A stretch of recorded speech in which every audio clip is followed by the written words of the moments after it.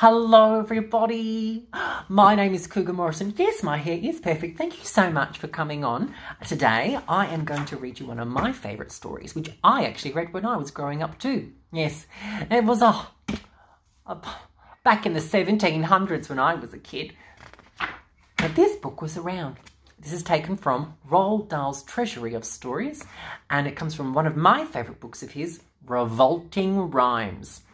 Now, parents, guardians, if you are planning on showing this story to a little kiddywink, basically if they are familiar and comfortable reading any of Roald Dahl's other books, things like Matilda, James and the Giant Peach, The Twits, they should be fine with this as well. But I just thought I would let you know what it is if you wanted to research it before. Cool. Now, I love this story, not only because it's fun, it rhymes, but I get to do all the voices. Yeah. So, without further ado, this is Cinderella. I guess you think you know this story. You don't. The real one is much more gory. The phony one, the one you know, was cooked up years and years ago and made to sound all soft and sappy just to keep the adults happy.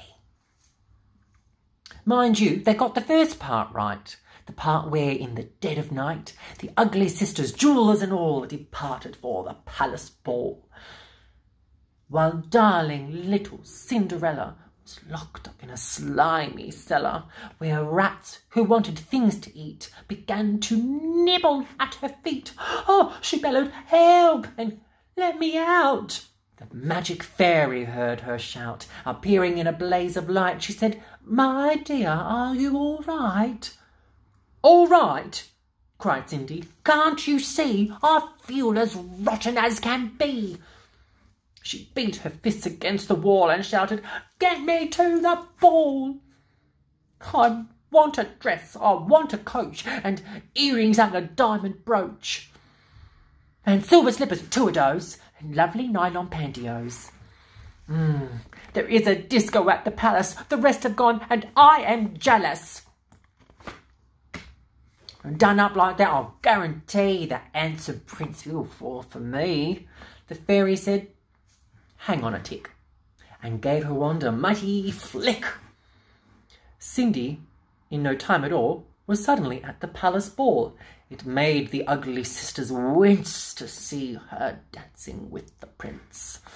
She held him very tight and pressed herself against his manly chest. The prince himself was turned to pulp. All he could do was gasp and gulp. Then midnight struck. She shouted, "Heck, I've got to run to save me neck." The prince cried, "No, alas, alack." He grabbed her dress to hold her back. As Cindy cried, "Let me go," her dress was ripped from head to toe. She ran out in her underwear and lost a slipper on the stair. The prince was on it like a dart and clutched that slipper to his heart.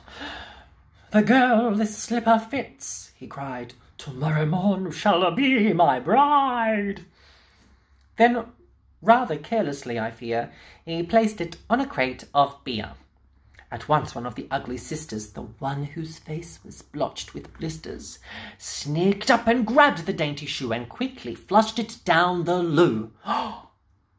Then, in its place, she calmly put the slipper from her own left foot. Aha, you see, the plot grows thicker, and Cindy's luck starts looking sicker.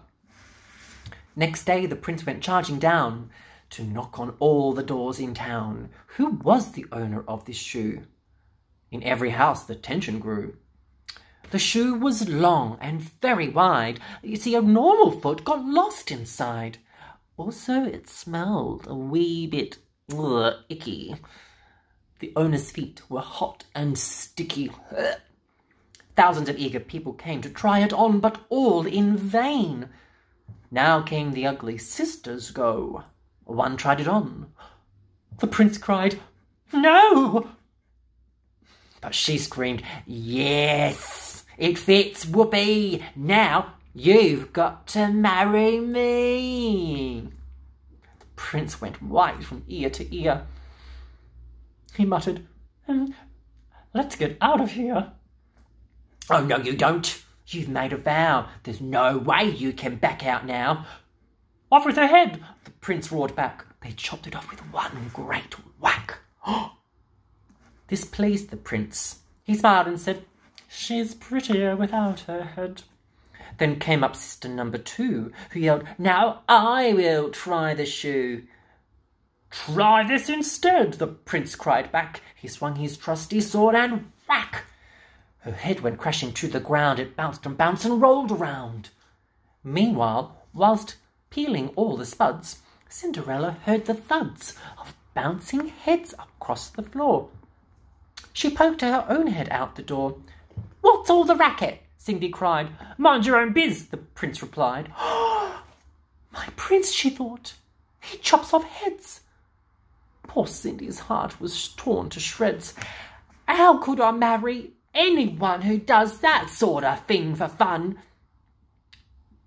Just then, all in a blaze of light, the magic fairy dove in sight. Her magic wand went swoosh and swish. "Cindy," she cried, "come make a wish. Wish anything and have no doubt that I will make it come about." "Oh," Cindy cried, "oh, kind fairy, this time I shall be more wary.